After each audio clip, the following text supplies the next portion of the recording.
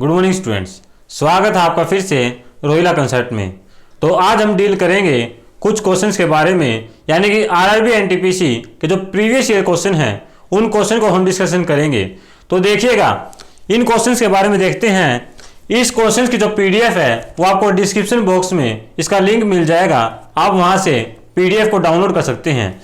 तो देखिएगा, आज हम डिस्कस करेंगे आरआरबी एनटीपीसी के फेज 1 जो 29 अप्रैल 2016 का जो एग्जाम हुआ था उसके क्वेश्चंस के बारे में। तो फर्स्ट क्वेश्चन हमारे सामने, अगर आपको रूट 625 इक्वल टू 25 दे रखा है तो फाइंड आपको करना है रूट अंडर 0.000000625 अपॉन 25। तो ये आपको फाइंड करना है। ये आप इजीली फाइंड आउट कर देंगे क्योंकि सिंपली हमको रूट करना है, स्क्वायर रूट निकालना है जो अंदर आपको वैल्यू दे रखी है। अब देखिएगा 1 2 3 4 5 6 7 8, यानी कि आपको पॉइंट के बाद 8 डिजिट दे रखी हैं। जब आप स्क्वायर रूट करेंगे तो आपकी जो वैल्यू आएगी वो पॉइंट के बाद 4 डिजिट की आएगी। यानी कि आप इसको सॉल्व करेंगे, 625 का आपको रूट दे रखा है 25, यानी कि 0.0025 और 25 का आप रूट करेंगे तो आपके सामने आएगा 5। तो फाइनली जो आपका आंसर आ गया वो 0.005, यानी कि 0.0005, यानी कि इसके अंदर आपका जो आंसर आ गया वो ऑप्शन डी आ गया 0.0005। तो बात करते हैं नेक्स्ट क्वेश्चन की ओर। तो देखिएगा, पीडीएफ के अंदर नेक्स्ट क्वेश्चन को क्या दे रखा है, 30 pens and 75 pencils were purchased for ₹390, यानी कि 30 पेन और 75 पेंसिल हमने परचेज की है 390 रुपए की। तो अगर हम पेन की कॉस्ट को माने, let the cost of pen की कॉस्ट को हमने x मान लिया और let the cost of pencil की कॉस्ट को हमने y मान लिया, या आप इसको ₹x या ₹y भी मान सकते हैं। हमको कोई वहां पे सोल्व नहीं करके दिखाना, हमको सिर्फ ऑप्शन टिक करना है। तो आप सिंपली सोल्व करना कि हमने पेन की कॉस्ट को x मान लिया और पेंसिल की कॉस्ट को y मान लिया। अब इसने बोला है 30 pens and 75 pencils were purchased for ₹390, यानी कि 30 पेन और 75 पेंसिल कितने की खरीदी है, 390 रुपए की। अब एक पेन की जो कॉस्ट है वो x है और एक पेंसिल की जो कॉस्ट है वो y है। तो आपके पास इक्वेशन बन गई 30x + 75y इक्वल टू ₹390। इसके बाद ये बोल रहा है if the average price of a pencil is ₹2, जो पेंसिल का जो एवरेज प्राइस है। अब देखिएगा, पेंसिल की जो हमारी कॉस्ट है वो y है और टोटल पेंसिल कितनी है 75। तो अगर हम इसका एवरेज निकालें y + y and so on, y75, y1 y2 y3 and so on y75। यहां पर जो y1 y2 और y3 ये सारे इक्वल हैं, y1 equal to y2 equal to and so on y75, यानी कि जितनी भी पेंसिल है सभी की कॉस्ट y है और अपॉन में जितनी क्वांटिटी है। तो ऐसे हम क्या निकालते हैं, एवरेज इक्वल टू हमको दे रखा है ₹2। अब जब सारे y1 y2 सारे इक्वल हैं तो यानी हम इसको लिख सकते हैं y + y and so on y75 equal to 2। इसकी क्वांटिटी हमको पता है कितनी थी, अप टू 75 तक। तो हम लिखेंगे 75y अपॉन 75 इक्वल टू 2, यानी कि हमारे पास y की जो वैल्यू आ गई 2 आ गई। यानी कि जो इसने एवरेज दिया था, किसी भी कंडीशन में अगर हमको जो एवरेज दे रखा है और सभी की कॉस्ट अगर सेम है तो वही हमारी क्या हो जाती है, एक सिंपल आइटम की कॉस्ट हो जाती है। जैसे कि इस केस के अंदर पेंसिल की हमको एवरेज वैल्यू दे रखी थी 2 और हमारी कॉस्ट भी कितनी आई 2। ये क्यों आई? क्योंकि हमारी सभी के सभी पेंसिल की कॉस्ट कितनी थी y थी, क्योंकि 75 से 75 कट गया और y इक्वल टू 2 आ गया। तो यहां से हमारी किसकी वैल्यू आ गई? पेंसिल की कॉस्ट आ गई, यानी कि y इक्वल टू 2 आ गया। तो y इक्वल टू 2 आ गया। तो देखिएगा अब आपको निकालना है, एक बार यहां लिख लेते हैं y equal to 2। Calculate the average price of a pen. Pen का क्या निकालना है? Average price. इक्वेशन हमारे पास थी 30x plus 75y equal to 390। अगर हम इसके अंदर y की वैल्यू पुट करें तो y की वैल्यू पुट करेंगे तो 30x plus 75 into 2 equal to 390। 30x plus 150 equal to 390। 30x equal to 390 minus 150, यानी कि आपके सामने आ जाएगा 240। और यहां से x फाइंड आउट करेंगे तो 240 अपॉन 30 यानी कि 8। यहां से हमारे पास जो आया है वो कॉस्ट ऑफ अ पेन आया है, यानी कि पेन की जो कॉस्ट आई है वो हमारे पास x हमने लेट की थी, वो हमारे पास 8 आ चुकी है। और अभी हमने बातचीत की थी कि जो हमारी पेन या पेंसिल की जो कॉस्ट है वही हमारी एवरेज भी सेम ही रहेगी, क्योंकि सभी की जो पेन की जो कॉस्ट है सेम है और सभी की पेंसिल की जो कॉस्ट है वो भी सेम है। तो हमारा यहां से जो आ गया यानी कि average price of a pen क्या आ गया 8। तो आपके ऑप्शन सी दे रखा है 8।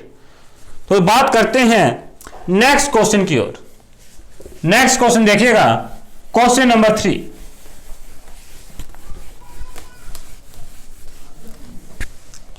क्वेश्चन 3 में आपको क्या रखा है? 2 pipes A and B can fill a tank in 12 and 16 minutes। 2 pipe दे रखे हैं आपको A और B। 2 पाइप आपको दे रखे हैं A और B। जो A पाइप जो है वो फिल करता है टैंक को 12 मिनट्स में और जो B पाइप है वो फिल करता है 16 मिनट में। 2 पाइप आपको दे रखे हैं A और B। जो A पाइप है वो 12 मिनट में टैंक को फुल करता है और B पाइप जो है वो 16 मिनट में टैंक को फिल करता है। इसके बाद देखिएगा, both pipes are open together. दोनों के दोनों पाइप जो है हमने इकट्ठे खोल दिए, यानी कि इकट्ठे हमने ओपन कर दिए। But 4 minutes before the tank is full. लेकिन 4 मिनट पहले क्या हुआ? टैंक फुल हो गया। The pipe A is close.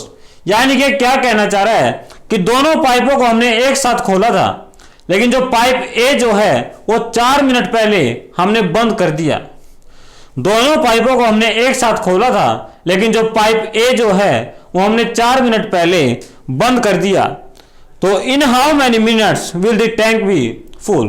तो कितनी मिनट्स में जो टैंक जो है वो फुल होगा। इन क्वेश्चंस को हम सोल्व करेंगे, यानी कि ए फिल करता है 12 मिनट में और बी फिल करता है 16 मिनट में। इन दोनों का एलसीएम हम लेंगे तो एलसीएम हमारे सामने आएगा 48।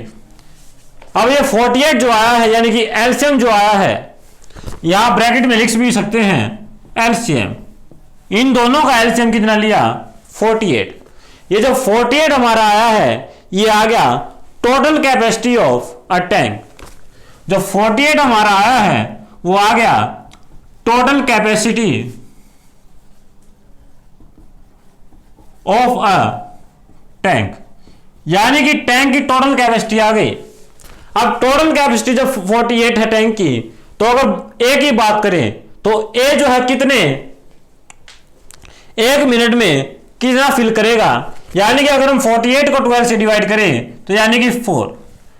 जो ए जो है यानी कि पाइप ए वो 1 मिनट के अंदर 4 लीटर लगा लो, यानी कि 4 यूनिट जो है वाटर फिल कर देगा टैंक के अंदर।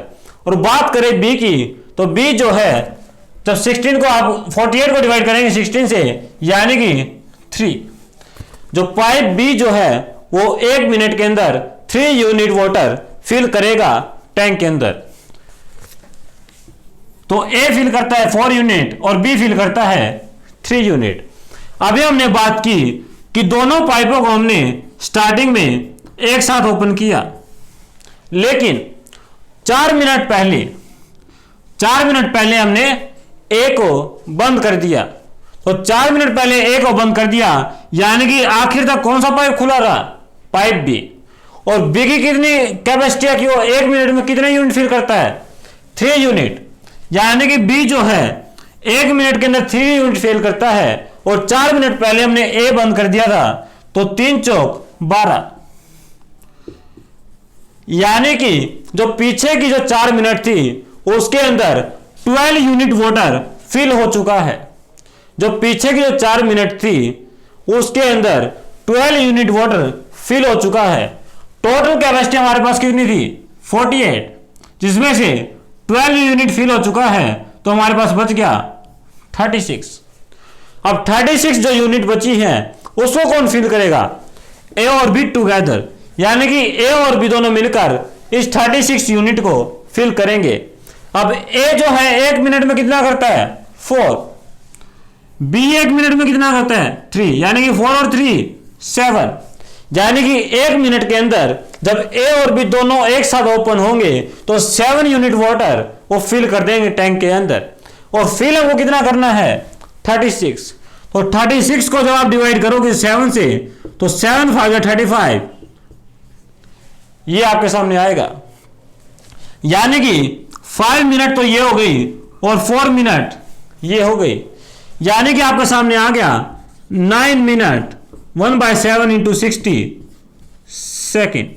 जब आप इसको सोल्व करेंगे तो आपका अप्रोक्स में आएगा 9 मिनट 7 8 56 8 पॉइंट समथिंग, यानी कि 7 मिनट 8 9 मिनट 8 सेकेंड।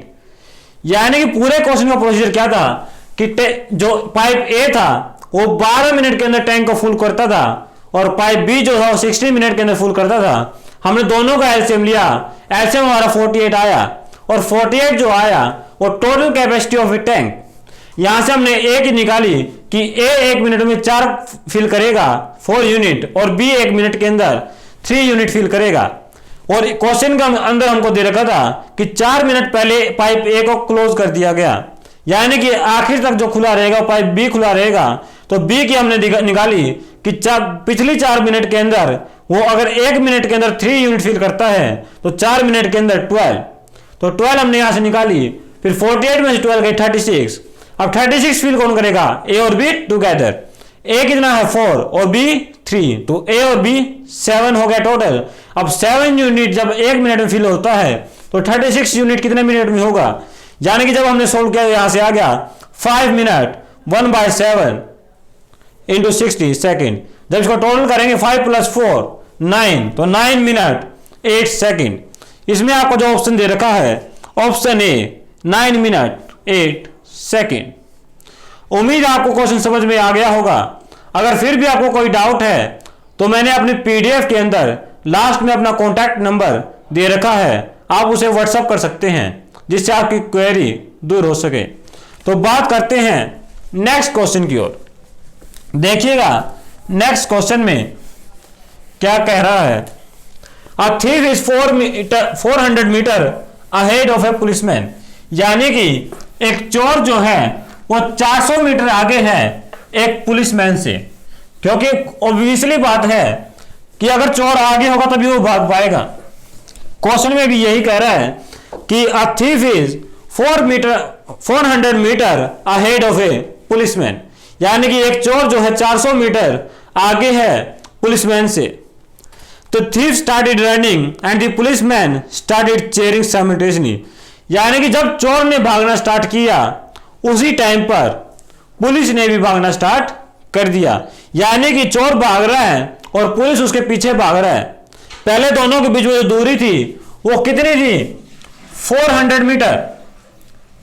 और जैसे ही पुलिस ने चोर को देखा, पुलिस भागने लगा चोर के पीछे और चोर भी साथ में भाग पड़ा।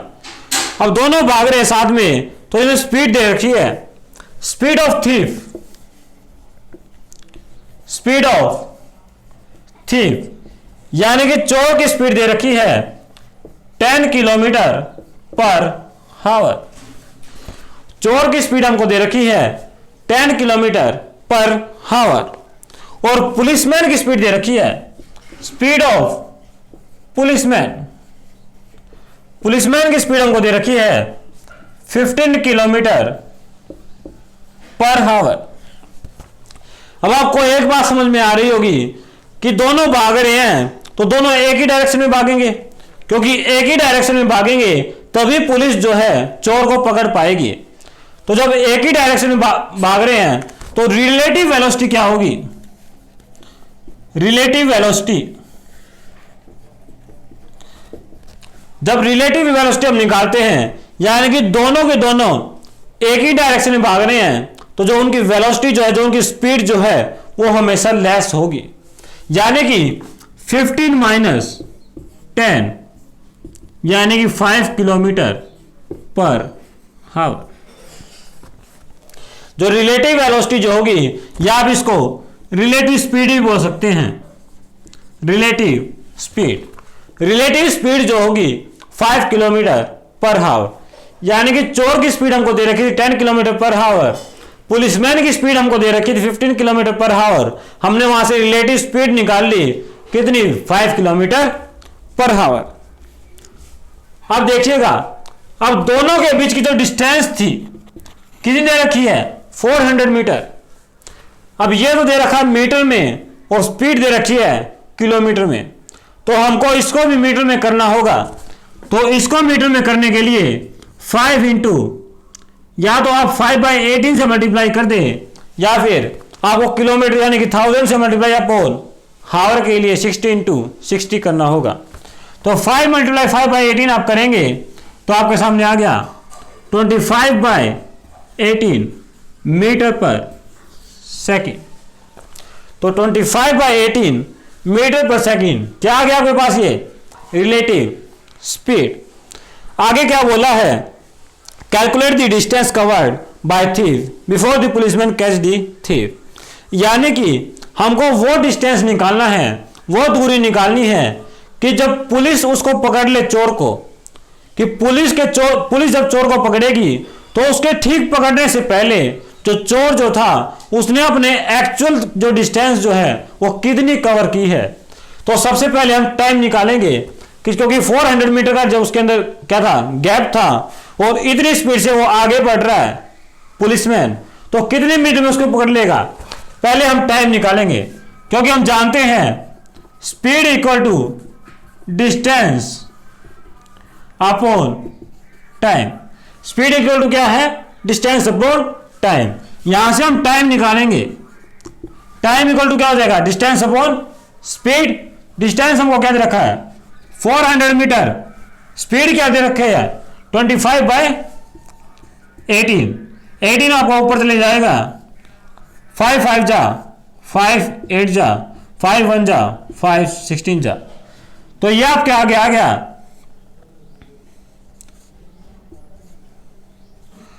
288 सेकेंड्स। जब आप इसको सोल्व करेंगे यानी कि 18 की जब इससे मल्टीप्लाई करेंगे 16 से, तो आपके आगे आ गया 288 सेकेंड्स। ये वो टाइम आ गया कि जितने टाइम में जो गैप जो था उस गैप को खत्म करके पुलिसमैन ने क्या किया? चोर को पकड़ लिया। लेकिन हमको केवल टाइम नहीं निकालना है, हमको वो डिस्टेंस निकालनी है कि पुलिसमैन के पकड़ने से पहले उस चोर ने कितनी दूरी तय की। अब चोर की स्पीड कितनी थी? 10 किलोमीटर पर हावर। अगर हम इसको मीटर में देखें तो सॉल्व करेंगे 10 × 5/18, 2 9 जा 2 5 जा, यानी कि 25/9। या आप इसको एज इट इज रहने दीजिए, एज इट इज में हमारा आसानी से सोल्व हो जाएगा। 10 × 5/18 मीटर पर सेकेंड। जो चोर की स्पीड थी वो हमने मीटर पर सेकेंड में कर ली, 10 × 5/18 मीटर पर सेकेंड। अब हमको पता है स्पीड का फॉर्मूला डिस्टेंस अपॉन टाइम। हमको क्या निकालना है? डिस्टेंस। तो डिस्टेंस जब निकालेंगे तो डिस्टेंस निकालने के लिए क्या करना होगा? Speed into time. स्पीड क्या दे रखी है? 10 मल्टीप्लाई 5 बाय 18, टाइम क्या दे रखा है 288 सेकेंड। 18 को जब इसे काटेंगे तो 16 पे 16 × 80 और ये आ गया 800 मीटर। तो 800 मीटर आपके सामने आ गया, यानी कि पुलिस ने चोर को पकड़ा और चोर को जिस टाइम पे पकड़ा उससे पहले जो चोर ने जो डिस्टेंस कवर की वो कितनी थी 800 मीटर। तो उम्मीद आपको एक क्वेश्चन समझ में आ गया होगा।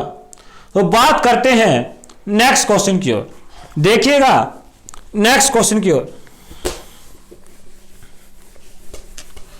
नेक्स्ट क्वेश्चन, क्वेश्चन नंबर 5 आपके सामने है।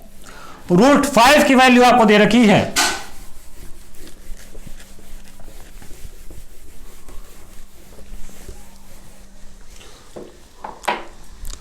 √5 की वैल्यू आपको दे रखी है 2.236। फाइन आपको करना है √5 अपॉन √2। तो इसको आप आसानी से सोल्व कर लेंगे, क्योंकि √5 की वैल्यू आपको दे रखी है 2.236 और √2 की वैल्यू आपको पता है 1.414। ये जो वैल्यू जो है √2 की वो आपको याद रखनी पड़ेगी 1.414। जब आप इसको कैंसिल आउट इससे करेंगे तो आपके सामने आएगा 1.581। तो बात कर लेते हैं नेक्स्ट क्वेश्चन की ओर। यह क्वेश्चन आपको समझ में आ गया होगा, क्योंकि इस क्वेश्चन के अंदर कुछ ज्यादा खास नहीं था।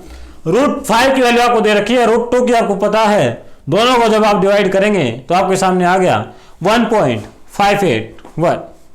तो देखिएगा नेक्स्ट क्वेश्चन की ओर।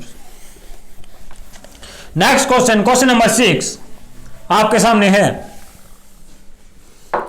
The HCF of 2 number is 16, यानी कि HCF ऑफ 2 नंबर्स क्या दे रखा है 16 एंड द डिफरेंस इज 16। जो HCF है 2 नंबर का वो भी 16 दे रखा है और जो डिफरेंस जो है वो भी क्या दे रखा है 16। यानी कि अगर हम फर्स्ट नंबर को फर्स्ट नंबर को हमने x मान लिया और सेकंड नंबर को y मान लिया, यानी कि x माइनस वाई हमको क्या दे रखा है 16 और दोनों का HCF भी क्या दे रखा है 16। और यह बात हमको पता है, जब हम किसी रेशो को HCF से मल्टीप्लाई करें तो हमारे पास एक्चुअल नंबर आ जाता है। लेकिन यहां पर हमको रेशो नहीं दे रखी, हम यहां से ट्राई करेंगे डायरेक्ट ऑप्शन से।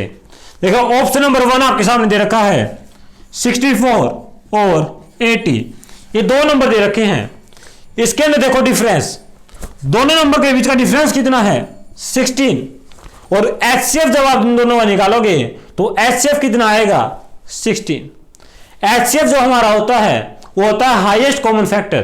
तो दोनों को नंबरों को आप देखोगे तो इसके अंदर HCF कितना आएगा 16 और डिफरेंस भी कितना है 16। तो यानी कि हमारा जो इसका आंसर हो गया वो ऑप्शन ए हो गया 64 और 80। आप कोई और भी ट्राई करके देख सकते हो, लेकिन वो ठीक नहीं होगा। 72 और 88, इसके अंदर भी डिफरेंस आपको कितना दे रखा है 16, लेकिन इसका जो HCF जो है दोनों का वो 16 नहीं है। 72 और 88 जो नंबर दे रखे हैं उसका डिफरेंस तो 16 दे रखा है, लेकिन HCF जो हो 16 नहीं है। तो हर एक केस के अंदर ऐसा ही होगा, लेकिन जो हमारा फर्स्ट केस जो है यानी कि 64 और 80, इसके अंदर डिफरेंस भी 16 का दे रखा है और HCF भी दोनों का कितना है 16। यानी कि इसका जो हमारा आंसर आ गया वो ऑप्शन ए आ गया 64 और 80। इसके बाद देखिएगा नेक्स्ट क्वेश्चन की ओर। नेक्स्ट क्वेश्चन दे रखा आपको question number 7। In 2001 the production of sugar is 1584 million kg, यानी कि 2001 के अंदर जो प्रोडक्शन जो थी कितनी थी 1584 मिलियन kg, यानी कि 1584 million kg, which is 20% more than the 1991। यानी क्या कह रहे हैं ये कि 1991 में 1991 में जो प्रोडक्शन थी, यानी कि अगर हम एक्स कोई प्रोडक्शन मान ले कि 1991 में हमारी कोई एक्स प्रोडक्शन थी जो कि बढ़कर 2001 के अंदर कितनी हुई 1584 होगी, और कितनी बढ़ी वो 20%। जो हमारी प्रोडक्शन जो थी वो 20% बढ़कर 1584 मिलियन केजी हो गई। फाइंड हमको करना है, find the production in million KG of sugar in 1991। 1991 में कितनी प्रोडक्शन थी वो हमको बतानी है। इसको करने के दो तरीके हैं, यानी कि देखो 1584 इक्वल टू कितनी प्रोडक्शन थी x,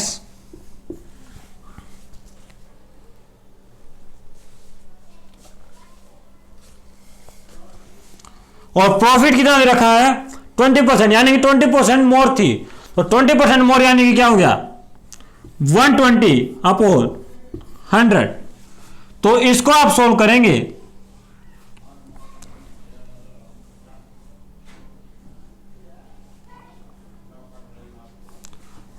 ट्वेल्व 1 जा 3, 12 2 जा 12 2 जा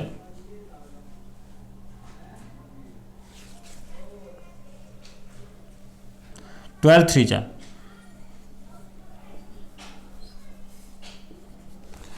12 1 जा 12 3 8 12 3 जा 36 2 4 12 2 जा 24। तो यहां से आपकी x की वैल्यू आ गई 1320 मिलियन केजी।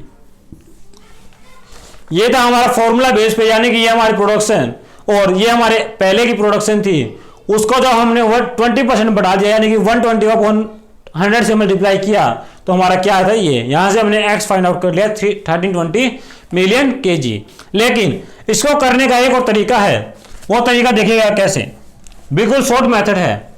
इसमें 20% का प्रॉफिट दे रखा है, यानी कि 20% मोर आई है, तो 20% मोर कितनी होगी, यानी कि मान लो पहले की प्रोडक्शन कितनी थी 100%, तो 20% बढ़कर कितनी हो गई 120%। तो अब की जो प्रोडक्शन है कितनी है 120%, और पहले की प्रोडक्शन 100%।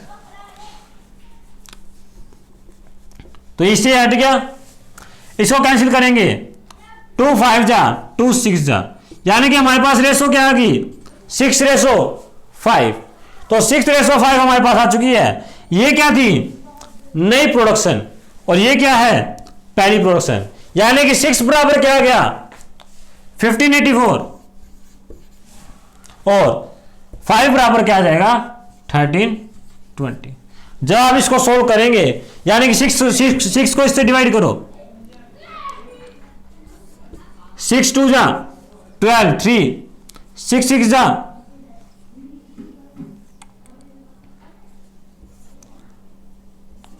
264, यानी कि जब 6 की मल्टीप्लाई करेंगे 264 से क्या आएगा 1584।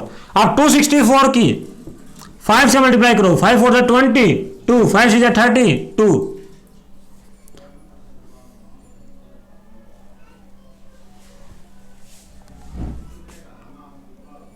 32, और 5 2 जा 10, और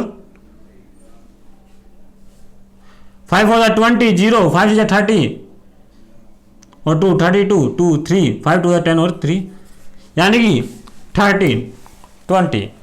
यानी कि आप ऐसे भी सोल्व कर सकते हैं कि पहले प्रोडक्शन 100% थी और 20% बढ़कर 120% होगी, तो 120 अपॉन 100, यहां से हमने रेशो निकाली कि नई प्रोडक्शन 6 और पुरानी प्रोडक्शन 5, तो 6 बराबर 1584। जब इसको आप इससे डिवाइड करेंगे 264, और 264 की मल्टीप्लाई करेंगे 5 से, तो आपके सामने आ गया 1320। तो उम्मीद आपको क्वेश्चन समझ में आ गया होगा। बात कर लेते हैं नेक्स्ट क्वेश्चन की। तो देखिएगा नेक्स्ट क्वेश्चन की ओर, क्वेश्चन नंबर 8।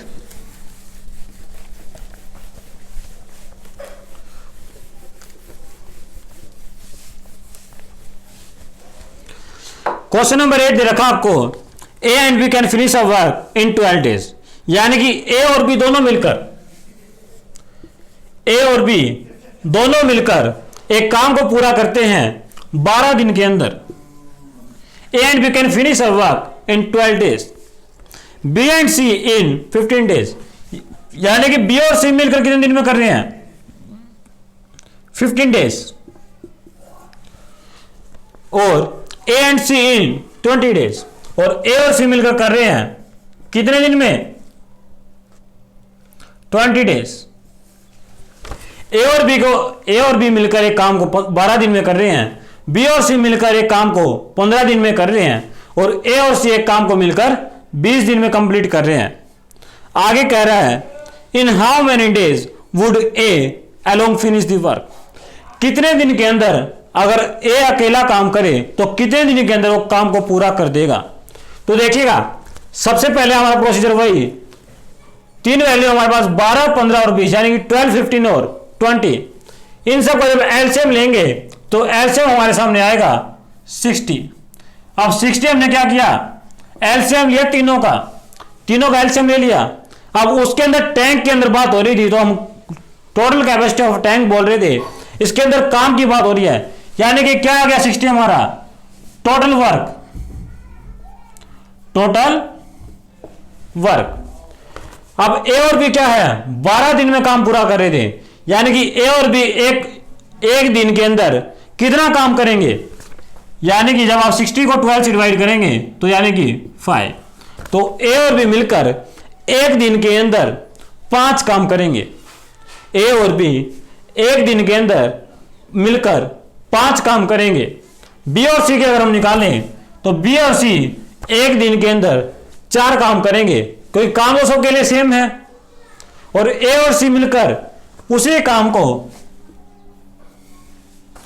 एक दिन के अंदर 3 काम करेंगे।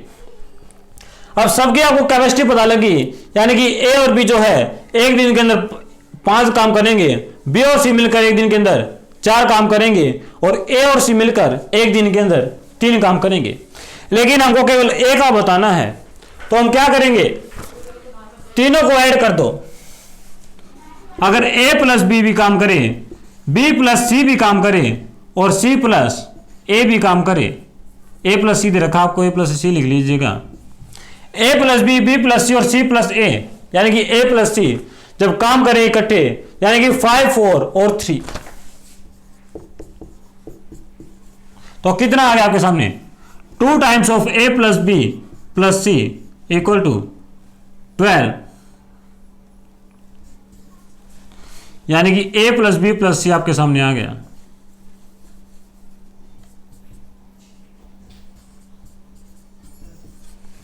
अगर मान लो इसी क्वेश्चन के अंदर आपसे पूछ लेता कि ए बी सी तीनों मिलकर इस काम को कितने दिन में पूरा करेंगे, वो आपको पता लग गया कि ए बी सी तीनों मिलकर अगर काम पूरा करते हैं तो एक दिन के अंदर 6 काम करेंगे।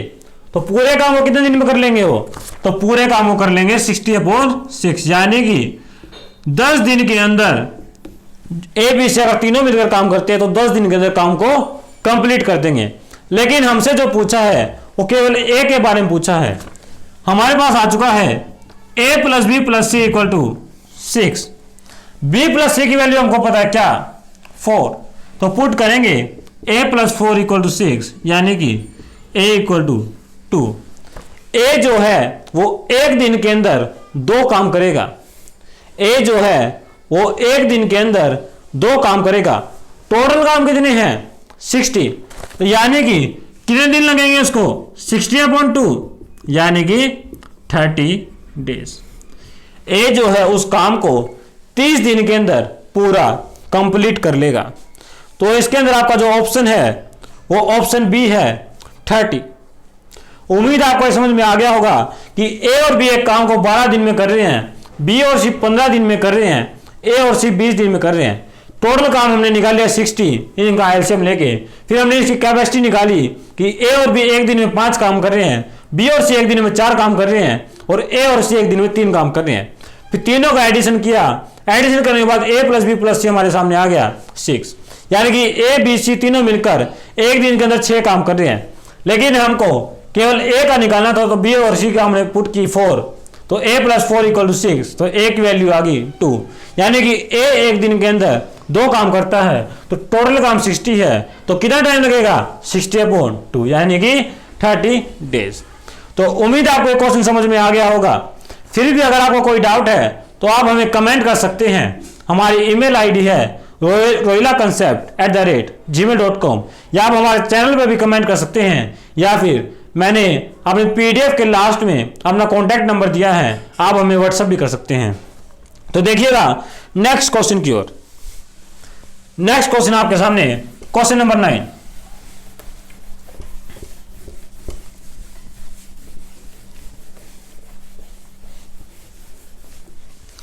क्वेश्चन नंबर 9 आपके सामने, a tennis player won 18 games out of 27 games.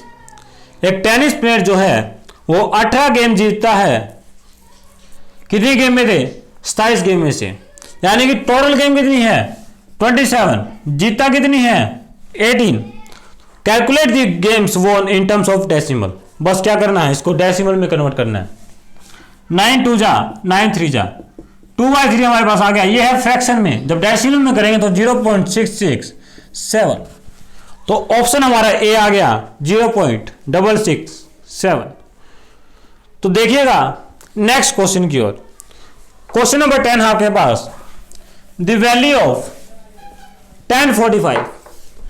1045 की वैल्यू हमको बतानी है। 1045 डिग्री, 1045 डिग्री हमको पता है 1 होता है। तो देखिएगा 1 इसके अंदर है, ऑप्शन डी। तो डी पे टिक करेंगे। नेक्स्ट क्वेश्चन आपके पास question number 11, the expenses of a person increase by 5000 for every month. कोई एक पर्सन है जिसके जो खर्चे जो हैं हर महीने 5000 बढ़ जाते हैं इन फरवरी एंड मार्च।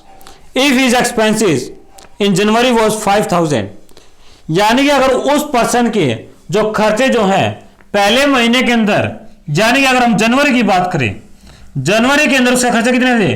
5000। फरवरी के अंदर उसके खर्चे कितने हो गए? 5000 तो थे ही, 5000 और बढ़ गए, यानी कितने हो गए? 10,000। मार्च के अंदर उसके 5000 और बढ़ गए। तो देखिएगा 10,000 तो थे ही और 5000 और बढ़ गए, यानी कि 15,000। यानी कि तीनों महीने के अंदर हमको पता लग गया कि जनवरी के अंदर उसके खर्चे थे 5000, फरवरी के अंदर खर्चे थे 10,000 और मार्च के अंदर खर्चे कितने हो गए? 15,000, यानी कि 15,000। आगे क्या बोल रहा है? Calculate is average expenditure from January to March, यानी कि एवरेज हमको निकालनी है, जो से खर्चे जो थे जनवरी से मार्च तक के जो खर्चे थे उसकी एवरेज निकालनी है। तो एवरेज निकालेंगे। जनवरी में कितने थे? 5000, फरवरी में 10,000, मार्च में 15,000। तो तीनों की एवरेज करेंगे तो कितना आ गया? 15 10 25 और 5 30। तो 30,000 अपॉन 3, यानी कि 10,000। तो एवरेज आपके सामने आ गई 10,000, यानी कि तीनों महीने के अंदर एक पर्सन जो है जनवरी के महीने में 5000 उसका खर्चा था, फरवरी में 5000 और बढ़कर 10,000 हो गया, मार्च के अंदर 5000 और बढ़कर 15,000 हो गया। अब तीनों का एवरेज हमने निकाला तो क्या आ गया? 10,000। तो ऑप्शन आपको दे रखा है ऑप्शन ए 10,000। तो आपका करेक्ट आंसर है 10,000। तो देखिएगा बात करते हैं नेक्स्ट क्वेश्चन की ओर। तो देखिएगा नेक्स्ट क्वेश्चन, ये जो क्वेश्चन हम इसके अंदर डील कर रहे हैं सारे के सारे प्रीवियस ईयर क्वेश्चन हैं, यानी कि एनटीपीसी 2016 में जो एग्जाम हुआ था 29 अप्रैल को, उस पेपर के सारे हम मैथ्स के क्वेश्चन को डील कर रहे हैं। इसमें जो टोटल नंबर ऑफ क्वेश्चंस हैं वो 30 हैं, जिसमें से हमने 11 क्वेश्चन को जो है सोल्व कर चुके हैं। अब question number 12, if Rahul walks at 4 kilometre per hour, he reaches office late by 10 minute. Rahul की स्पीड दे रखी है भाई, स्पीड ऑफ राहुल क्या दे रखी है? 4 किलोमीटर पर हावर। जब राहुल जो है 4 किलोमीटर पर हावर की स्पीड से जाता है तो अपने घर से ऑफिस 10 मिनट लेट पहुंचता है, यानी कि ये राहुल का घर होम और ये उसका ऑफिस। जब वो इस स्पीड से जाता है तो क्या होता है, 10 मिनट लेट पहुंचता है। If the walks at 5 kilometre per hour, अगर जो दूसरी स्पीड दे रखी है राहुल की वो 5 किलोमीटर पर आवर, अगर राहुल जो है वो 5 किलोमीटर पर आवर की स्पीड से जाता है तो क्या दे रखा है, वो 5 मिनट जल्दी पहुंच जाता है। 5 मिनट जल्दी पहुंच जाता है। यानी कि जब राहुल 4 किलोमीटर की स्पीड से जाता है, 4 किलोमीटर पर आवर की स्पीड से, वो 10 मिनट लेट हो जाता है। और जब 5 किलोमीटर पर आवर की स्पीड से जाता है तो 5 मिनट पहले पहुंच जाता है। तो calculate the distance of his office from the home. हमको डिस्टेंस फाइंड आउट करनी है कि उसके ऑफिस से उसके घर की दूरी कितनी थी। तो देखिएगा दोनों के अंदर टाइम गैप कितना हो गया, ये तो 10 मिनट लेट था और ये 5 मिनट जल्दी पहुंच गया, यानी कि दोनों के बीच में डिफरेंस कितना आ गया, 15 मिनट का। 15 मिनट का क्या आ गया, डिफरेंस। अब हमको पता है speed equal to distance upon time. यहां से हम टाइम फाइंड आउट करेंगे, time equal to distance upon speed. Distance हमने x मान ली कि जो राहुल जो है उसके घर से उसके ऑफिस की दूरी कितनी है, x किलोमीटर। x किलोमीटर को डिस्टेंस मान ली हमने, तो x हमने डिस्टेंस मान ली। स्पीड कितनी है, अब देखो अगर हम t1 की बात करें तो t1 हमारा कितना आ गया, यहां से डिस्टेंस तो दोनों के लिए सेम है और स्पीड कितनी है 4। अगर t2 की बात करें तो क्या है, डिस्टेंस सेम, स्पीड 5। और t1 माइनस t2 हमको पता है कितने आ गया है इसके अंदर, 15 मिनट का अपॉन 60। अपॉन 60 इसलिए किया क्योंकि जो इसका जो स्पीड दे रखी है वो हावर में देखिए, यानी कि 4 किलोमीटर पर हावर और 5 किलोमीटर पर हावर। हमने ये क्वांटिटी भी किसमें कर दी, हावर में, यानी कि 15/60 हमने कर दी हावर के अंदर। अब t1 हमारा है x/4, t2 हमारा है x/5 और ये कितना आ गया, 15 1 जा 15 4 जा 1/4। एलसीएम लेंगे तो कितना आ गया, 5x - 4x upon 20 equal to 1/4। तो x की वैल्यू हमारे पास आ गई 20/4, यानी कि 5 किलोमीटर। यानी कि जो राहुल जो है उसके घर से उसकी ऑफिस की दूरी कितनी आ गई, 5 किलोमीटर। एक बार ध्यान से देखिएगा दोबारा से, जो राहुल की स्पीड पहले दे रखी है 4 किलोमीटर पर आवर, राहुल की बाद की स्पीड दे रखी है 5 किलोमीटर पर आवर। जब वो 4 किलोमीटर पर आवर की स्पीड से जाता है तो 10 मिनट लेट हो जाता है, और 5 किलोमीटर पर आवर की स्पीड से जाता है तो 5 मिनट जल्दी पहुंच जाता है। अब इन दोनों के अंदर गैप कितना आ गया, 15 मिनट का। अब यहां देखो फॉर्मूला हमको पता है, speed equal to distance upon time. Time हमने यहां से निकाला, डिस्टेंस अपॉन स्पीड। तो डिस्टेंस अपॉन स्पीड करेंगे तो देखो t1 हमने निकाला, डिस्टेंस जो है दोनों के लिए सेम है क्योंकि राहुल के घर से ऑफिस की दूरी चेंज नहीं होगी, उतनी ही रहेगी। तो t1 इक्वल टू x/4, यानी कि स्पीड क्या थी, s1 थी। t2 निकालेंगे तो x/s2, यानी कि स्पीड दूसरी स्पीड कितनी है 5। तो x/4 और x/5। तो t1 माइनस t2 हमको दे रखा कितना गैप, 15 मिनट का। तो 15/60, 60 क्यों किया डिवाइड में, क्योंकि हावर में कन्वर्ट करना था। तो 15/60 यानी कि 1/4 हो गया ये। तो x/4 minus x/5 equal to 1/4। तो यहां से x की वैल्यू हमने फाइंड आउट की 5 किलोमीटर, यानी कि राहुल के घर से उसके ऑफिस की दूरी कितनी आ गई, 5 किलोमीटर। तो देखिएगा आपका जो इसके अंदर ऑप्शन दे रखा है ऑप्शन सी 5 किलोमीटर। तो उम्मीद आपको ये क्वेश्चन समझ में आ गया होगा। बात करते हैं नेक्स्ट क्वेश्चन की ओर। देखिएगा नेक्स्ट क्वेश्चन की ओर। नेक्स्ट क्वेश्चन है question number 13। A straight angle is equal to, अब स्ट्रेट एंगल आपको पता होगा कि स्ट्रेट एंगल क्या होता है।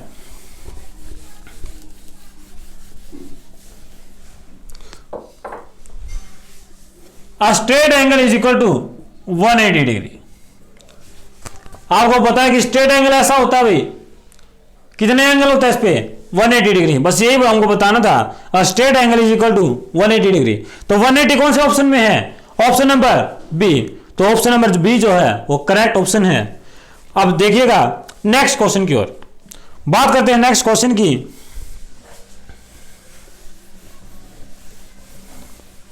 Question number 14,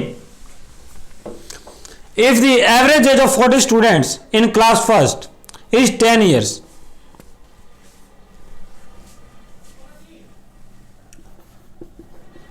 average age of 40 students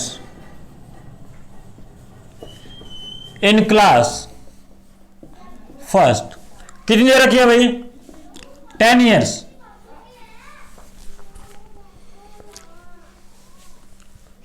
average age of 30 students in class second कितनी देर रखी है? 12 years। Average age of 40 students in class first कितना दे रखा है? 10 years। और एवरेज एज ऑफ 30 स्टूडेंट्स की क्लास सेकंड में कितने दे रखा है? 12 years।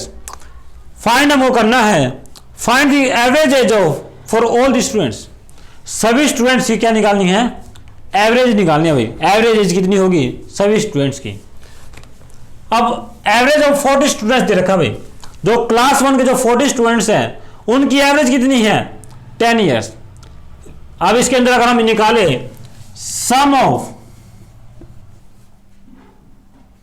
As of 40 students in class first, जो 40 स्टूडेंट्स जो है क्लास फर्स्ट के अंदर, अगर हम उन सब की एज को एडिशन कर दे, सम कर दे उनका, तो हमारे सामने आएगा 10 मल्टीप्लाई कितने स्टूडेंट्स हैं? 40। यानी कि जब हम एवरेज को क्वांटिटी से मल्टीप्लाई करें तो हमारे सामने आता है add sum of all the edge, यानी कि जितने भी एज के स्टूडेंट हैं, 40 स्टूडेंट जो हैं उन सब की एज का एडिशन क्या आ गया हमारा? 10 into 40 यानी कि 400। अब ये तो हमारा क्या आ गया? क्लास 1 का sum of age of 30 students in class second. अब क्लास सेकंड का भी ऐसे निकालेंगे भाई। जो एवरेज दे रखी है उसको क्वांटिटी से मल्टीप्लाई करेंगे तो एडिशन आ जाएगा 30 स्टूडेंट्स की एजेस का। तो क्या होगा? 12 मल्टीप्लाई 30 तो कितना आ गया?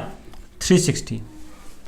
अब जो 40 जो बच्चे थे उन सभी की एज जो है उनका एडिशन 400 है, और जो 30 जो बच्चे थे उन सब की एज का एडिशन कितना है? 360।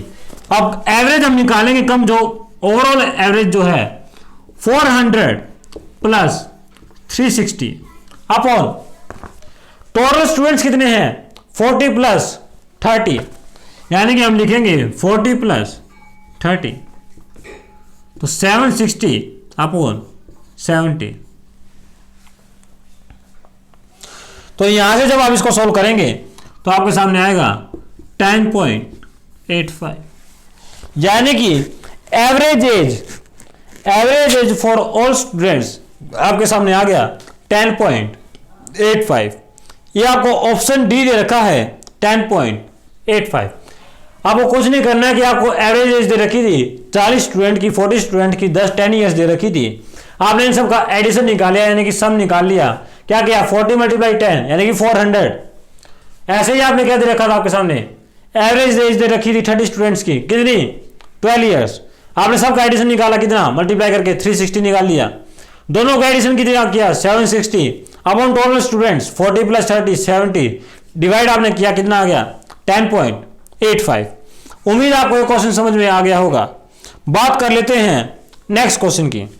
देखिएगा नेक्स्ट क्वेश्चन की ओर।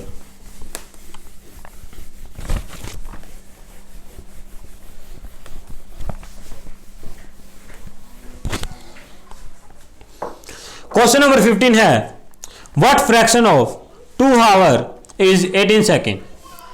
What fraction of 2 hour is 18 second, यानी कि हमको फ्रैक्शन में करना है 18 सेकेंड अपॉन 2 hour।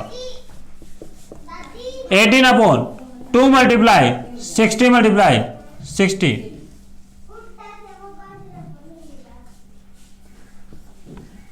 3 1 जा 3 2 जा, यानी कि आपके सामने आ गया 1 अपॉन 400।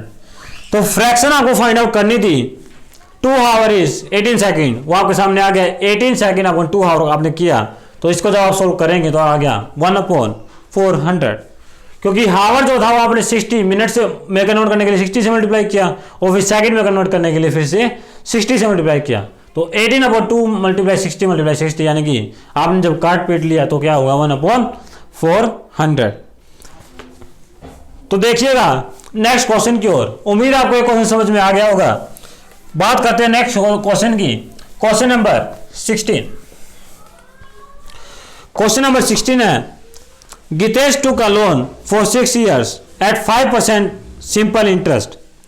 गितेश एक बच्चा है भाई, बच्चा लगा लो, कोई भी लगा लो, एक पर्सन है गितेश, जिसने क्या किया भाई, लोन ले लिया। गितेश टुक अ लोन फॉर 6 years, 6 साल के लिए लोन ले लिया भाई, at 5% simple interest, 5% simple interest, यानी कि रेट ऑफ इंटरेस्ट कितना है, किस रेट से लिया, 5% से। Is the total interest paid ₹615, जो टोटल इंटरेस्ट जो उसने पे किया, टोटल इंटरेस्ट कितना पे किया अभी, 615। तो कैलकुलेट दी प्रिंसिपल, प्रिंसिपल हमको निकालना है, यानी कि मूलधन हमको निकालना है। गितेश जो है एक पर्सन है, इसने 6 साल के लिए, टाइम पीरियड कितना दे रखा है, 6 years। गितेश जो है एक पर्सन है भाई, जिसने एक लोन लिया 6 साल के लिए 5% की रेट से, सिंपल इंटरेस्ट, साधारण ब्याज की दर से लिया उसने, जिसने टोटल इंटरेस्ट उसने कितना पे किया, 615। अब सिंपल इंटरेस्ट का हमारे पास फॉर्मूला है साधारण ब्याज का, PRT अपॉन 100। यहां पर हमको सिंपल इंटरेस्ट कितना दे रखा है, यानी कि टोटल इंटरेस्ट 615। प्रिंसिपल हमको निकालना है, यानी कि मूलधन हमको निकालना है। रेट ऑफ इंटरेस्ट कितना है, 5, टाइम पीरियड कितना है, यानी कि समय 6 अपॉन 100। अब इसको हम काटेंगे, 5 1 जा, 5 2 जा, 5 3 जा,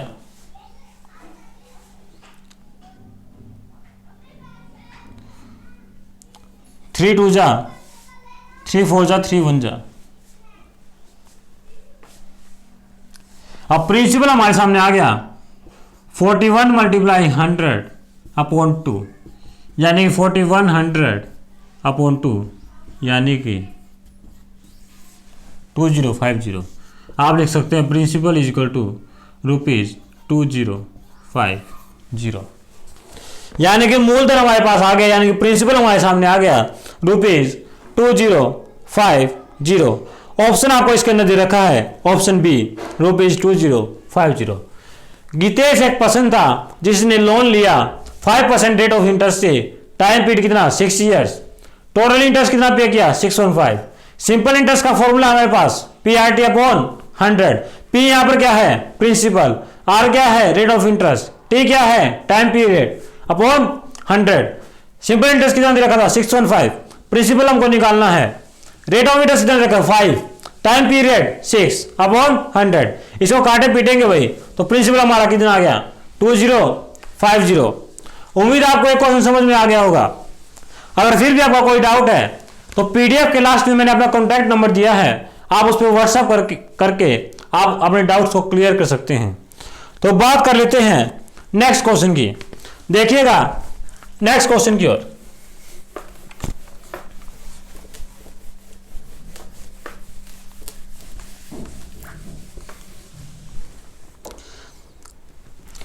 नेक्स्ट क्वेश्चन आपके सामने 40x, यानी question number 17, 40x square equal to 734 का होल स्क्वायर माइनस 234 का होल स्क्वायर। ये क्वेश्चन नंबर 17 आपके सामने, 734 का होल स्क्वायर और 234 का होल स्क्वायर, बीच में माइनस का साइन है भाई। अगर हम इसको a मान लें और इसको b मान लें तो आपके सामने दे रखा है a² minus b square. a² minus b square हमने अलजेब्रा के अंदर पढ़ा था, a² माइनस b स्क्वायर हमारा होता है a minus B into a plus B. अब इसको हम सॉल्व करेंगे 40x के, क्या है a minus B into a plus B, दोनों का एडिशन करो भाई, कितना होगा 734 प्लस 234 और 734 माइनस 234, तो 40x² आपके सामने आ गया 968 मल्टीप्लाई 500, ये आपके सामने आ चुका भाई। अब x² इक्वल टू आपके सामने आ गया 968 मल्टीप्लाई 500 अपॉन 40। एक जीरो से एक जीरो कैंसिल आउट होगी। अब 4 से इसको कैंसिल करेंगे, 4 2 जा 8, 4 4 जा 16, 4 2 जा 8, तो ये आपके सामने आ गया x² इक्वल टू 242 मल्टीप्लाई 50। अब इसको मल्टीप्लाई करेंगे 0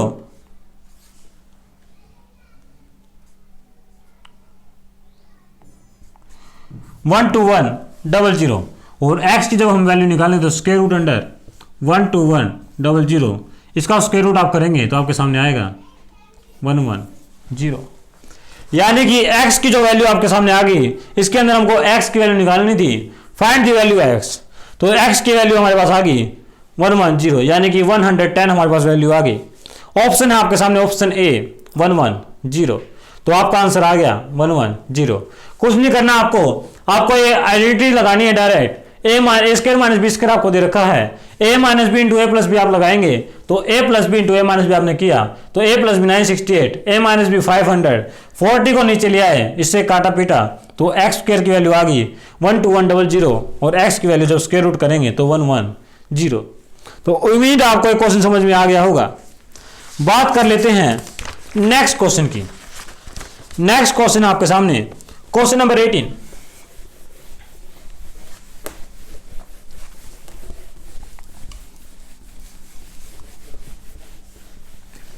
देखिएगा क्वेश्चन नंबर 18 को। क्वेश्चन नंबर 18 दे रखा आपको 4 sin theta minus 3 cos theta, 4 sin theta minus 3 cos theta equal to 0। Find आपको करना है secant theta into cosecant theta, ये आपको दे रखा है और फाइंड आपको ये करना है।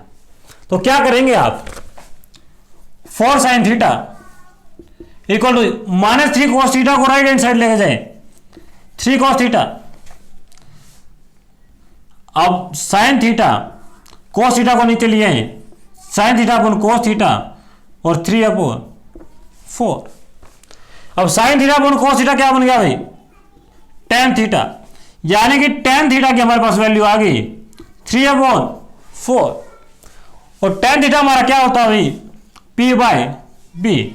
यह आपने पढ़ा होगा पंडित बद्री प्रसाद हर हर बोले, यानी कि sin थीटा होता है P/H, cos थीटा होता है B/H, tan थीटा होता है P/B, और cot थीटा होता है B/P, और secant थीटा H/B, और cosecant थीटा H/P। यानी कि अगर मैं लिखूं sin theta equal to P/H, cos theta equal to B/H, tan theta equal to P/B, cot theta equal to B/P, secant theta equal to H/B, और cosecant theta equal to H/P। यानी कि हमको हमारे पास यहाँ पे P और B की value है, H की हमको निकालनी है। H हमको पता है H² equal to P² plus P² by using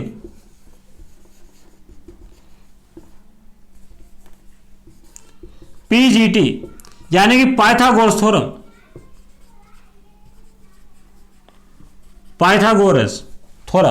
तो पाइथागोरस थ्योरम को कहती है h² equal to P² plus B²।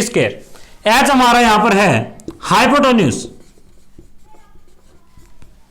P हमारा परपेंडिकुलर और B हमारा बेस।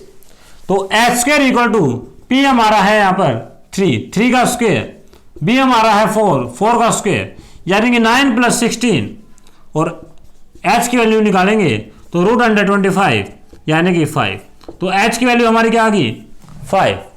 हमको क्या निकालना है सेकेंड थीटा और into cosecant theta. Second theta क्या है h upon b multiply cosecant theta क्या है h अपॉन p। तो पुट करेंगे h की वैल्यू क्या है 5, b की वैल्यू क्या है 4, h की वैल्यू 5, b की वैल्यू p की वैल्यू 3, यानी क्या आ गया 25 अपॉन 12। क्या आ गया हमारे second theta into cosecant theta, यानी कि हमारा फाइनल आंसर क्या आ गया 25 अपॉन 12। तो देखिएगा ऑप्शन कौन सा दे रखा आपको, ऑप्शन नंबर बी 25 अपॉन 12। उम्मीद आपको एक क्वेश्चन समझ में आ गया होगा। 4 sin theta minus 3 cos theta equal to 0, minus 3 cos theta को राइट हैंड साइड लेके गए, 4 sin theta equal to 3 cos theta. तो यहां से हमने जब इसको इंटरचेंज किया तो sin थीटा अपन cos थीटा क्या आ गया 3/4। sin theta by cos theta क्या होता है tan theta, tan theta equal to क्या आ गया 3/4। ये हमको पता क्या होता है p/b, कैसे पंडित बद्री प्रसाद हर हर बोले p/h sin theta, b/h cos theta, p/b tan theta, b/b cot theta, h/b secant theta, h/p cosecant theta. तो यहां से हमने इसके सारी वैल्यू निकाली और by Pythagoras theorem h square equal to p square plus b square. h हमको पता है हाइपोटेन्यूज, p हमको पता है परपेंडिकुलर, b हमको पता है बेस। तो h square equal to p square plus b square हमने सोल्व किया, h की वैल्यू आ गई हमारी 5। फिर हमने इसके अंदर पुट कर दिया क्योंकि सेकेंड थीटा हमको पता है h/b और cosecant theta h upon p। h की वैल्यू 5, b की वैल्यू 4 मल्टीप्लाई h की वैल्यू 5, p की वैल्यू 3। सोल्व हमने क्या क्या आ गया 25 अपॉन 12। उम्मीद है आपको एक क्वेश्चन समझ में आ गया होगा। अब बात कर लेते हैं नेक्स्ट क्वेश्चन की। देखिएगा नेक्स्ट क्वेश्चन की ओर, क्वेश्चन नंबर 19 के बारे में हम बात करेंगे अब, क्योंकि 18 क्वेश्चंस जो हैं हम सोल्व कर चुके हैं। उम्मीद आपको ये क्वेश्चन समझ में आ गए होंगे। अगर फिर भी किसी क्वेश्चन में कोई डाउट है तो आप हमें व्हाट्सएप कर सकते हैं। मैंने अपना व्हाट्सएप नंबर पीडीएफ के डिस्क्रिप्शन में लास्ट पेज पर दिया है, वहां से आप हमें आपको कोई भी डाउट आता है आप हमें व्हाट्सएप कर सकते हैं। देखिएगा नेक्स्ट क्वेश्चन यानी क्वेश्चन नंबर 19 आपके सामने। Calculate the amount if 400 rupees is invested on compound interest at the rate of interest 5% per annum for 2 years.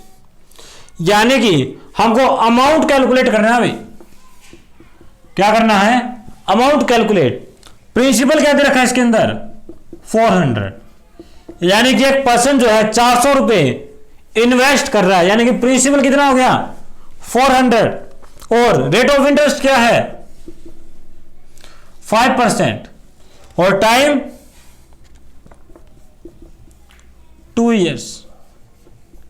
लेकिन इसमें जो बात ध्यान देने की है वह कंपाउंड इंटरेस्ट बोल रहा है, यानी कि जो पर्सन जो है उसने जो अपना पैसा जो इन्वेस्ट किया, यानी कि 400 रुपीज जो इन्वेस्ट किए हैं वो कंपाउंड इंटरेस्ट के बेसिस पर इन्वेस्ट किए हैं। कितने 2 साल के लिए 5% पर एनम इंटरेस्ट रेट पर। तो अमाउंट इसमें जो फॉर्मूला हो जाता है हमारा कंपाउंड इंटरेस्ट का P into 1 plus R upon 100 upon T। यह हमारा अमाउंट का फॉर्मूला है A equal to P into 1 plus R upon 100 into T।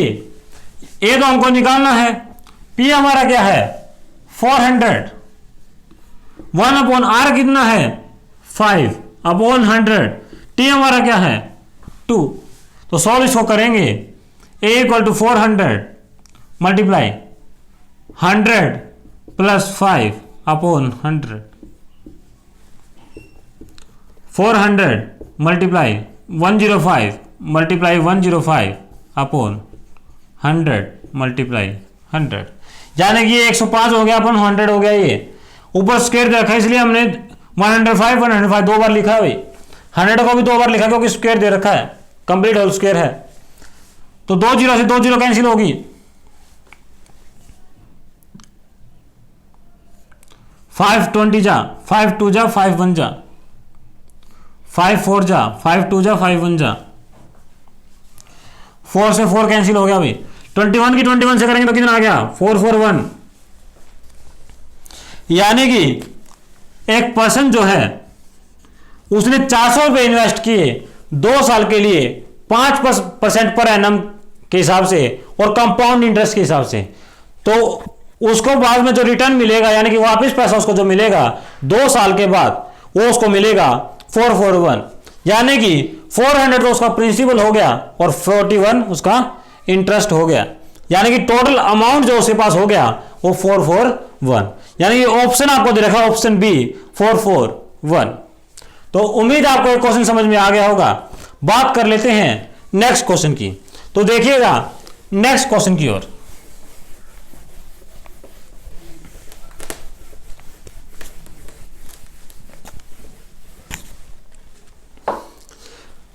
On dividing 15y cube minus 30y square plus 12y minus 12, ये आपको एक equation दे रखी है क्यूबिक इक्वेशन, और बोल रखा है जब इसको डिवाइड करेंगे 3y माइनस 6 से, इस इक्वेशन को जब हम डिवाइड करेंगे 3y माइनस 6 से, यानी कि 3y माइनस 6 से हम डिवाइड करेंगे तो क्या रिमाइंडर बचेगा भाई, क्या रिमाइंडर बचेगा।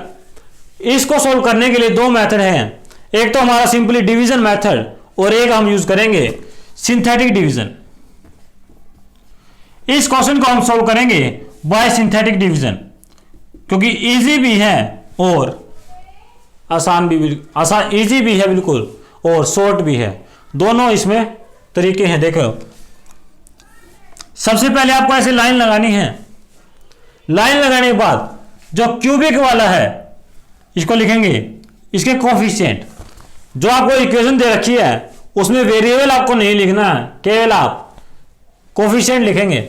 y क्यूब का कोफिशिएंट 15, y स्क्वायर का कोफिशिएंट माइनस 30, y का कोफिशिएंट 12 और ये minus 12 as it is.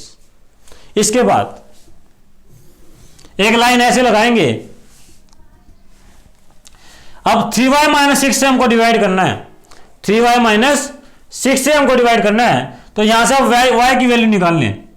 3y minus 6 equal to 0, तो 3y इक्वल टू 6 और y की वैल्यू हमारी आ गई 6/3 यानी कि 2, तो y की वैल्यू इसमें 2 आ गई। अब 2 को इससे डिवाइड करेंगे भाई, क्योंकि वेरिएबल तो हमको लेना ही नहीं है, कोफिशिएंट लेना है, तो 2 को आप यहां लिखेंगे। अब यहां पे डैश लगा रखे हैं, जो 15 जो इसको एज इट इज उतार लो, 15 को एज इट इज उतारेंगे। अब 2 15 जा 15 एज इट इज उतार लिया, यानी कि जो फर्स्ट नंबर है उसको एज इट इज उतारेंगे। अब यहां पर जो आ गया उसको इससे मल्टीप्लाई करेंगे, यानी 15 2 जा 30, अब 30 में 30 क्या भाई 0, अब 2 की 0 से मल्टीप्लाई करो, 0 क्या आ गया 12, इन सबको एडिशन करना है, 12 आ गया, 12 2 जा 24, अब इसको एडिशन करेंगे कितना आ गया 12, यानी कि जो लास्ट में हमारा जो बच गया वो क्या बच गया रिमाइंडर। अगर ये इक्वेशन कंप्लीटली डिविजिबल होती तो हमारा लास्ट में 0 बचता, लेकिन ये कंप्लीटली डिविजिबल नहीं है, यानी कि रिमाइंडर हमारा बचना था, तो कितना बच गया 12। तो ये इस मेथड को बोलते हैं सिंथेटिक डिवीजन। इससे आप आसानी से कर सकते हैं, केवल कोफिशिएंट लिख के और फिर जिससे हमको डिवाइड करना उसकी वैल्यू निकाल कर उससे डायरेक्ट मल्टीप्लाई करो, आपका आंसर आपके सामने। और एक डिवीजन मेथड है भाई, एक बार इसको रिपीट कर देता हूं मैं। y क्यूब का coefficient 15 as it is, y square का coefficient minus 30 as it is, y का कोफिशिएंट 12 और minus 12 as it is. First वाले को एज इट इज उतारा, यहां से y की वैल्यू निकाली 3y माइनस 6 से, y की वैल्यू 2 आ गई।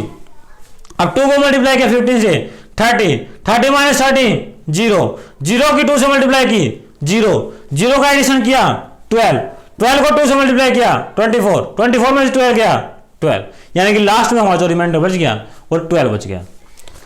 अगर आप इसको डिवीजन मेथड से भी देखेंगे तो डिवीजन मेथड से भी आपका सेम ही आंसर आएगा, देखिएगा उससे भी आपको बता देते हैं by division method.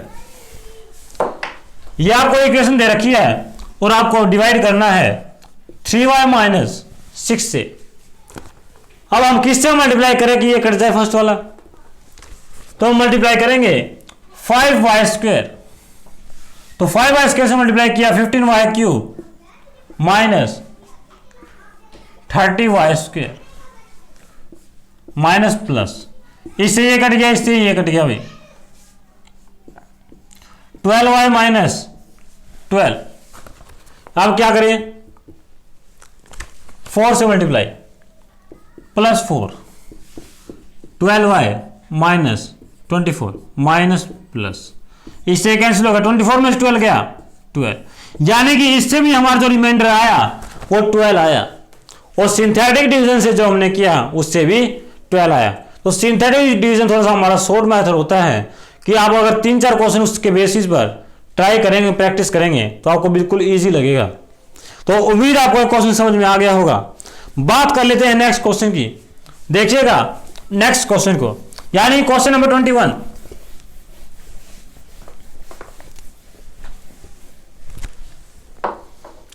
Question number 21 है आपके सामने। If selling price is ₹84 and gain percent is 20%, calculate is cost price. यानी कि सेलिंग प्राइस आपको दे रखा है, एसपी आपको दे रखा है ₹84 और गेन परसेंट दे रखा है आपको 20%, और सीपी आपको क्या करना है, फाइंड आउट, यानी कॉस्ट प्राइस आपको निकालना है, गेन परसेंट आपको दे रखा है और एसपी आपको दे रखा है। देखो कोई पर्सन जो था उसने कोई चीज खरीदी, उसको 20% के लाभ पर उसने बेच दिया, उसने जो बेचा वो कितने रुपए की बेच दी, 84 की। यानी कि कोई चीज 100 रुपए की थी, उसने 120 की बेच दी, यानी कि 20% लाभ से बेच दी। तो क्या रेशो आ गया इसका, 6/5। तो 6 हमारा क्या है, सेलिंग प्राइस की रेशो, 5 क्या हमारी कॉस्ट प्राइस की रेशो। अब 6 बराबर क्या है, 84, 6 बराबर 84, तो 6 की जब 14 से मल्टीप्लाई करेंगे क्या आएगा, 84। अब 14 की 5 से मल्टीप्लाई करेंगे तो क्या आएगा, 70। यानी कि कोई चीज दिया हुआ है उसके पास, उसका जो कॉस्ट प्राइस था वो कितना था, 70। यानी कॉस्ट प्राइस हमारे सामने क्या आ गया, 70। कि कोई चीज थी उसके सामने वो 70 रुपए की थी, जिसको उसने 20% लाभ के उस पर बेच दिया, उसका सेलिंग प्राइस क्या था, 84। तो कॉस्ट प्राइस हमारे सामने आ गया क्या, ₹70। तो ये था हमारा शॉर्ट मेथड करने के लिए कि आपने कोई चीज 100 रुपए की थी, वो 120 रुपए की बेच दी, यानी 20% लाभ से, उससे आपने रेशो निकाली 6/5। अब 6 हमारा क्या है, सेलिंग प्राइस, 5 हमारा क्या है, कॉस्ट प्राइस। 6 बराबर 84, कितने से मल्टीप्लाई करें, 14 से, 5 की 14 से मल्टीप्लाई की क्या गई, 70। यानी कॉस्ट प्राइस क्या था, ₹70। अगर आप फॉर्मूले के बेस पे अगर आप इसको करेंगे तो फॉर्मूले के बेस पे कैसे करेंगे,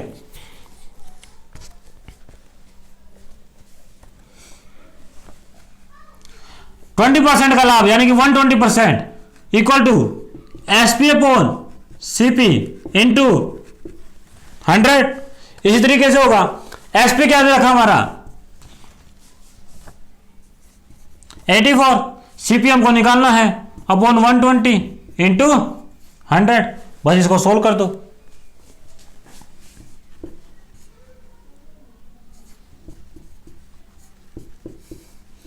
इससे भी क्या आएगा, ₹70।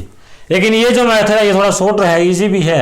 हमने कुछ नहीं करना, बस कोई चीज लाइट कर ली, 100 रुपए की चीज थी, 20% के लाभ पे 120 की बेच दी, रेशो निकाली 6/5।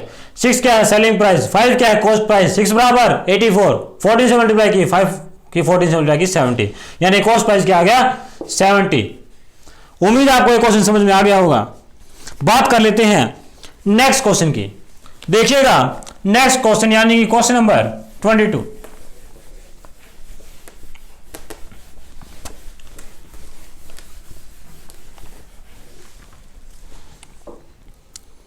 A shopkeeper purchases a stereo system of mark price 2000। एक शॉपकीपर था, उसने एक स्टीरियो सिस्टम खरीदा जिसका प्राइस कितना था 2000 at successive discount of 10% and 15%। उस पर डिस्काउंट चल रहा था भाई, कितना 10% का प्लस 15%, दो तरह के उस पर डिस्काउंट चल रहे थे, 10% plus 15%। And then he spent ₹70। उसने कोई 2000 रुपए के मार्क प्राइस दे रखा था, उस वस्तु का मार्क प्राइस था 2000, जिसपे डिस्काउंट था 10% और 15%।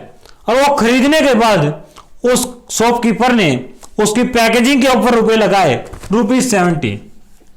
₹70 उसने इन्वेस्ट कर दिया उसकी पैकेजिंग के ऊपर, पैकिंग के ऊपर, और ₹70 उसके ऊपर लगाने के बाद उसने वो चीज सेल कर दी, यानी कि एसपी सेलिंग प्राइस उसने क्या कर दी, ₹2000 में उसको बेच दी। तो कैलकुलेट इज गेन परसेंट, यानी कि जो शॉपकीपर जो था उसको कितने परसेंट का प्रॉफिट हुआ, जो शॉपकीपर था उसको कितने परसेंट का प्रॉफिट हुआ। गेन परसेंट निकालना है, प्रॉफिट परसेंट निकालना है। क्या है, एक स्टीरियो सिस्टम था जिसका मार्क प्राइस ₹2000 था। जब उसने वो खरीदा उसके ऊपर दो तरह के डिस्काउंट थे, 10% और 15%। उसने इस डिस्काउंट के हिसाब से उसको खरीद लिया। खरीदने के बाद उसने ₹70 उस पर लगा दिए पैकिंग के ऊपर, और ₹70 उसके पैकिंग के ऊपर लगाने के बाद उसने वो आइटम यानी कि स्टीरियो सिस्टम ₹2000 का बेच दिया। अब उसने कितना पैसे उसके अंदर कमाए वो हमको प्रॉफिट परसेंट निकालना है। तो सबसे पहले तो हम कॉस्ट प्राइस निकालें। कॉस्ट प्राइस कैसे होगी भाई, ₹2000 का था वो मार्क प्राइस, उसका डिस्काउंट कितना था, 10 और 15%। 100 माइनस 10 अपॉन 100, 100 माइनस 15 अपॉन 100। तो यहां से क्या आ जाएगा इसका cost price, 2000 multiply 90 upon 100, 85 upon 100, 2 zero से 2 जीरो कैंसिल हो गया, मल्टीप्लाई आप करेंगे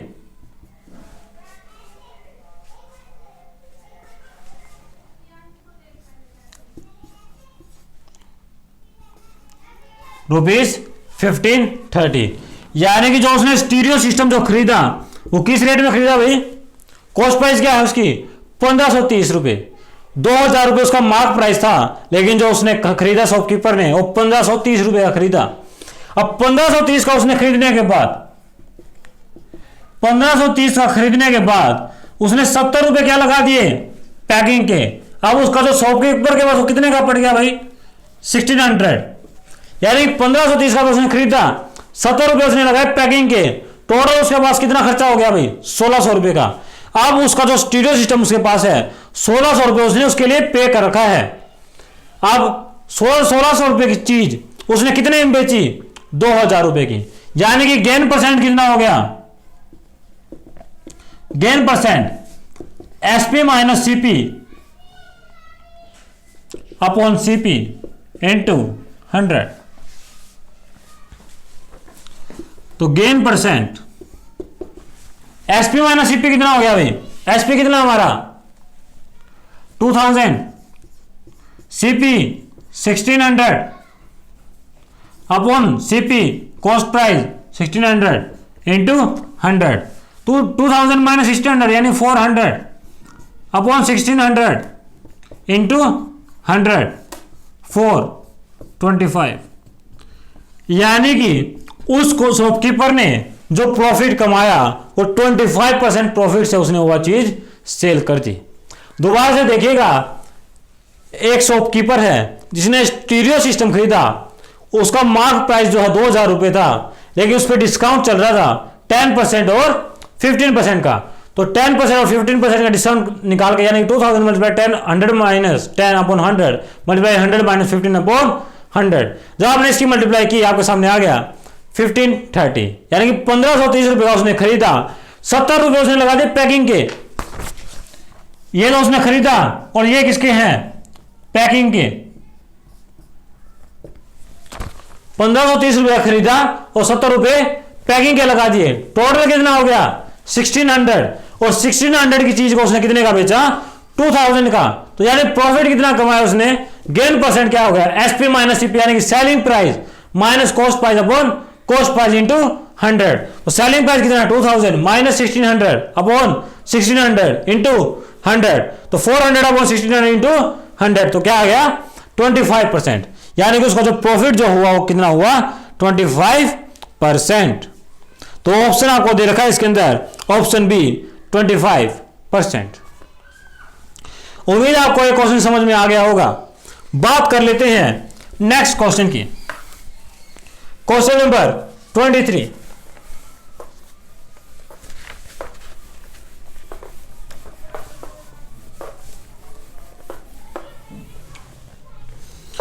क्वेश्चन नंबर 23 आपके सामने, x square minus 6x plus 8 equal to 0। X square minus 6x plus 8 equal to 0। आपके सामने एक इक्वेशन दे रखी है, इक्वेशन केवल ये दे रखी है भाई, x square minus 6x plus 8, ये एक इक्वेशन दे रखी है जिसके हमको फैक्टर निकालने हैं। अब फैक्टर कैसे निकलेंगे भाई, जब इक्वल टू 0 मानेंगे।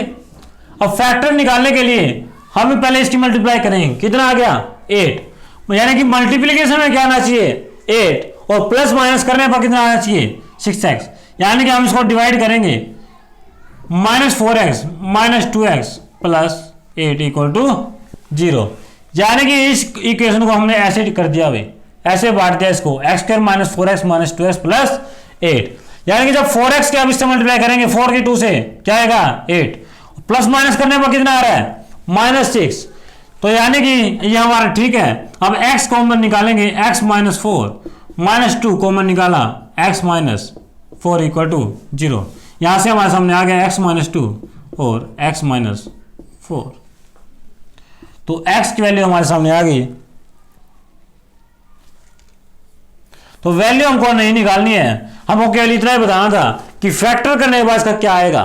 तो ऑप्शन देखिएगा, x माइनस 2 और x माइनस 4 किसमें है, ऑप्शन ए x माइनस 4 और x माइनस 2, यानी कि हमारा मैच हो गया, यही हमारा आंसर है x माइनस 4 और x माइनस 2। तो ऑप्शन ए को टिक कर लीजिएगा, यह हमारा आंसर है।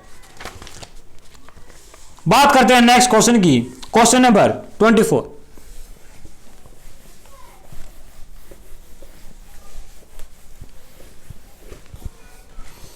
क्वेश्चन नंबर 24 है, find the list number that must be subtracted from 87375। 87375 हमको वो छोटे से छोटा नंबर बताना है जिसको हम इसमें से सब्ट्रैक्ट करें, इसमें से माइनस करें, इसमें से घटाएं। हमको वो छोटा से छोटा नंबर बताना है जो इसमें से हम सब्ट्रैक्ट करें, इसमें से लेस करें, इसमें से घटाएं, कि नंबर जो है वो आसानी से डिविजिबल हो जाए, एग्जैक्टली डिविजिबल हो जाए, किससे 698, यानी कि हम इसमें से कुछ ऐसा नंबर घटाएं कि क्या हो जाए 698 से कंप्लीटली डिविजिबल हो जाए। तो हमको कुछ नहीं करना, नॉर्मली हम 698 को इससे डिवाइड करेंगे। इसको जब हम डिवाइड करेंगे तो हमारे सामने आएगा 87375 इक्वल टू 698 से डिवाइड किया तो 698 मल्टीप्लाई 125 प्लस 125, इसे तो हमने डिवाइड किया है। 125 हमारा क्या है कोशिएंट जो डिवाइड करने पर आया, और 125 क्या है रिमाइंडर, यानी कि 125 जो इसके अंदर ज्यादा बच रहा है, यानी अगर हम इसके अंदर से 125 को लेस कर दें तो ये नंबर जो है कंप्लीटली डिविजिबल हो जाएगा 698 से। तो हमारा जो इसके अंदर रिमाइंडर जो बचेगा तो क्या बचेगा, हमारा आंसर बचेगा। तो देखिएगा 125 किसके अंदर है, ऑप्शन बी 125, तो ऑप्शन बी को टिक कर लीजिएगा, इसका जो ऑप्शन जो है 125। उम्मीद है आपको क्वेश्चन समझ में आ गया होगा। बात कर लेते हैं नेक्स्ट क्वेश्चन की।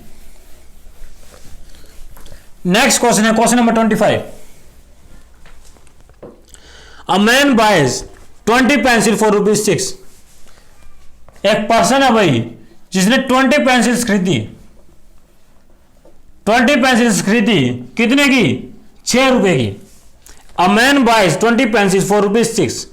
एक आदमी ने भाई 20 पेंसिल खरीद ली 6 रुपए की, एंड सेल्स 16 पेंसिल फॉर 6 रुपए की, यानी कि उसने क्या किया, ये था उसका कॉस्ट प्राइस कि 20 पेंसिल उसने कितने की खरीदी 6 रुपए की। अब सेलिंग प्राइस क्या है उसका, 16 पेंसिल उसने क्या किया 6 रुपए की बेच दी। 16 पेंसिल क्या करी 6 रुपए की बेच दी, यानी कि एक पेंसिल कितने की बेची भाई उसने यानी कि 6/16 की उसने क्या की, एक पेंसिल सेल कर दी। टोटल पेंसिल कितनी थी, 20। तो टोटल पेंसिल का जब हम निकालेंगे भाई कितने की बेची उसने, तो 6/16/20, 4 4 जा 4 5 जा, 2 2 जा 2 3 जा, 15/2 यानी कि 7.5। यानी कि जो 20 पेंसिल उसने 6 रुपए की खरीदी थी, वो 20 पेंसिल उसने कितने की बेची, 7.5 की। यानी कि कॉस्ट प्राइस कितना था, ₹6, सेलिंग प्राइस कितना है, ₹7.5। निकालना क्या है, कैलकुलेट इज गेन और लॉस परसेंटेज। 6 रुपए की 7.5 में बेच दी भाई, क्या हुआ, उसको प्रॉफिट हुआ। प्रॉफिट हुआ यानी कि गेन परसेंट, तो गेन परसेंट कितना हुआ, एसपी यानी कि selling price minus cost price upon cost price into 100। क्योंकि लॉस और हम प्रॉफिट परसेंटेज जो निकालते हैं हमेशा कॉस्ट प्राइस के रिस्पेक्ट में निकालते हैं भाई। अगर हम लॉस परसेंट निकालेंगे जब भी कॉस्ट प्राइस के रिस्पेक्ट में, और प्रॉफिट परसेंट निकालेंगे जब भी कॉस्ट प्राइस के रिस्पेक्ट में। तो एसपी माइनस सीपी, एसपी कितना है 7.5, सीपी कितना है 6/6 इंटू 100, 1.5/6 इंटू 100, ये पॉइंट आके डिवाइड में 10, 15 4 जा 60, 4 25, कितना आ गया हमारा 25%। यानी कि गेन परसेंट जो आ गया हमारा, प्रॉफिट परसेंट जो आ गया वो कितना आ गया 25%। एक पर्सन जो था उसने 20 पेंसिल 6 रुपए की खरीदी और 16 पेंसिल 6 रुपए की बेच दी। तो एक पेंसिल का हमने निकाला भाई 6/16 से उसने बेची, तो 20 पेंसिल कितने की बेची उसने 7.5 रुपीज की। तो 7.5 रुपीज की उसने सेलिंग प्राइस हो गया, कॉस्ट प्राइस उसका 6 रुपए था। तो गेन परसेंट हमने निकाला SP minus CP upon CP into 100, तो निकाला 1.5/6 इंटू 100, तो आ गया हमारा 25%। तो 25 किसने दे रखा है इसमें, ऑप्शन बी। ऑप्शन बी जो हमारा इसमें करेक्ट आंसर है 25, तो इसको टिक कर लीजिएगा ऑप्शन बी। उम्मीद है आपको एक क्वेश्चन समझ में आ गया होगा। फिर भी अगर आपको कोई डाउट है तो आप हमें व्हाट्सएप पर अपनी क्वेरी लिखकर सेंड कर सकते हैं, आपकी क्वेरी को जल्द से जल्द सोल्व कर दिया जाएगा।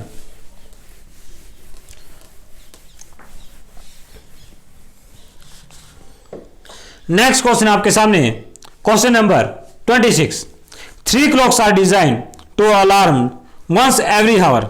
यानी कि 3 घड़ियां भाई आपके सामने, 1 2 और 3। 3 घड़ी है आपके सामने,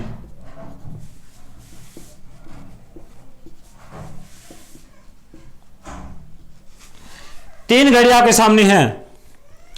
एक जो घड़ी जो है वो हर 1 घंटे के बाद बजती है, दूसरी हर 2 घंटे के बाद बजती है, और तीसरी हर 3 घंटे के बाद बजती है। 3 घड़ी आपके सामने है। एक घड़ी जो हर 1 घंटे के बाद बजती है, दूसरी घड़ी जो है हर 2 घंटे के बाद बजती है, और तीसरी घड़ी जो है वो हर 3 घंटे के बाद बजती है। इसके बाद if they are alarmed together now after how many hours will they together alarm next. यानी कि अगर इन तीनों के अंदर एक साथ अलार्म सेट कर दिया जाए तो नेक्स्ट अलार्म जो है वो कितने घंटों के बाद इन सब में एक साथ बजेगा। तो एक साथ कब बजेगा भाई, ये तो 1 घंटे के बाद बज रही है, ये 2 घंटे के बाद, ये 3 घंटे के बाद। तो नेक्स्ट जो इसमें बजेगा वो बजेगा भाई, नेक्स्ट अलार्म जो इसके अंदर बजेगा वो बजेगा भाई इन सब का एलसीएम। यानी कि आप एलसीएम लेंगे किसका, 1 का, 2 का और 3 का। तो एलसीएम कितना आ गया 6। यानी कि 1 का, 2 का और 3 का जब आप एलसीएम निकालेंगे यानी कि 6 आवर, यानी कि 6 घंटे के बाद इन सब का क्या बजेगा, मतलब एक साथ इन तीनों घड़ियों के अंदर अलार्म बजेगा। तो ऑप्शन बी जो दे रखा है इसके अंदर 6 आवर्स। उम्मीद आपको समझ में आ गया होगा। नेक्स्ट क्वेश्चन आपके सामने, क्वेश्चन नंबर 27।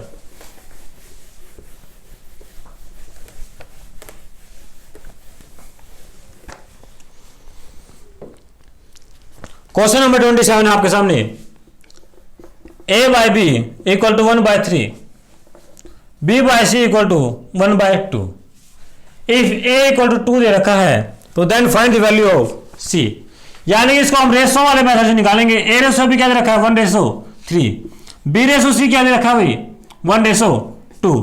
तो सबसे पहले इसकी मल्टीप्लाई 1, इसकी मल्टीप्लाई 6, बच गया बीच वाला इसकी मल्टीप्लाई, यानी कि हमारे पास रेशो आ गई ए रेशो बी रेशो सी क्या आ गया 1:3 रेशो सी 1:3 रेशो 6, यानी कि ए रेशो बी रेशो सी आ गया हमारा 1:3 रेशो 6। जब भी हम इसको सोल्व करते हैं तो सबसे पहले आमने सामने की मल्टीप्लाई, यानी कि इसकी इससे 1, फिर 3 की 2 से 6 और फिर इसकी ऐसे, यानी कि ऐसे, तो क्या आ गया 3, यानी कि 1:3 रेशो 6। अब ए क्या दे रखा 1, लेकिन क्या वैल्यू है 2। जब ए की वैल्यू 2 है लेकिन क्या थी 1, जब 1 बराबर 2 है तो सी की वैल्यू निकालनी है इसके अंदर, तो सी की वैल्यू क्या आ गई 12, 6 2 जा 12, यानी कि सी की वैल्यू हमारे अंदर आ गई 12। तो ऑप्शन नंबर सी जो है इसके अंदर 12। तो उम्मीद आपको एक क्वेश्चन समझ में आ गया होगा। बात कर लेते हैं नेक्स्ट क्वेश्चन की। देखिएगा नेक्स्ट क्वेश्चन को, क्वेश्चन नंबर 28।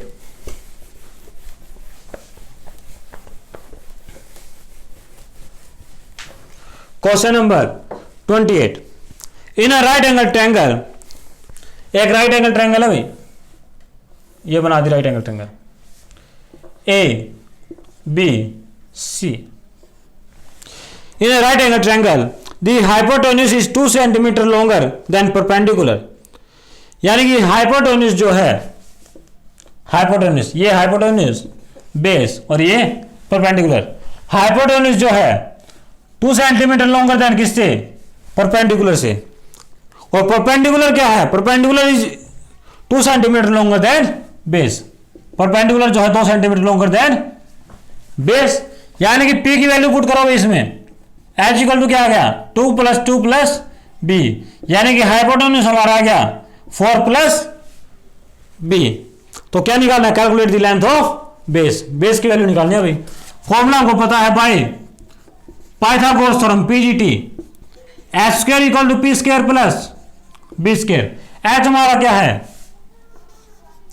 b + 4 का होल स्क्वायर, p हमारा क्या है b + 2 का होल स्क्वायर प्लस b², तो b² + 16 + 8b, b² + 4 + 4b + b², b² से b² कैंसिल हो गया भाई एक, 8b + 16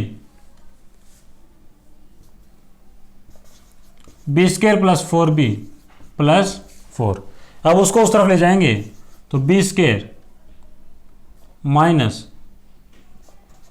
4b - 8b + 4 - 16 = 0, b² = -4b - 12 = 0, यानी कि इक्वेशन हमारे सामने आ गई b² - 4b - 12 = 0।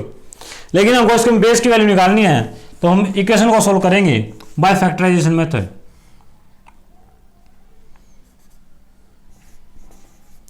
+2b - 12 = 0, b common b - 6 + 2 b - 6 = 0, b + 2 और b - 6 = 0। तो b की वैल्यू आ गई हमारी -2 और 6, तो जो -2 जो है वो पॉसिबल नहीं है, यानी कि बेस की वैल्यू आ गई हमारी 6, यानी कि बेस हमारा कितना है 6 सेंटीमीटर। यानी एक राइट एंगल ट्रायंगल दे रखी है हमको, इसके परपेंडिकुलर ये है, बेस ये है, हाइपोटेन्यूज ये है। हाइपोटेन्यूज जो है 2 सेंटीमीटर ज्यादा है परपेंडिकुलर से, परपेंडिकुलर क्या है बेस से 2 सेंटीमीटर ज्यादा है। अब परपेंडिकुलर वैल्यू इसमें पुट की तो हाइपोटेन्यूज = b + 4 आ गया भाई। अब यूजिंग PGT यानी पाइथागोरस थ्योरम को यूज करके h² = p² + b², इसको सोल्व करेंगे तो इक्वेशन आपके सामने आ गई। सोल्व करोगे तो b की वैल्यू दो आएगी -2 और 6, -2 पॉसिबल नहीं है तो b की वैल्यू क्या आ गई 6 सेंटीमीटर। 6 देखिएगा ऑप्शन ए आपको दे रखा है 6 सेंटीमीटर। तो उम्मीद आपको एक क्वेश्चन समझ में आ गया होगा। नेक्स्ट क्वेश्चन की बात करते हैं, क्वेश्चन नंबर 29।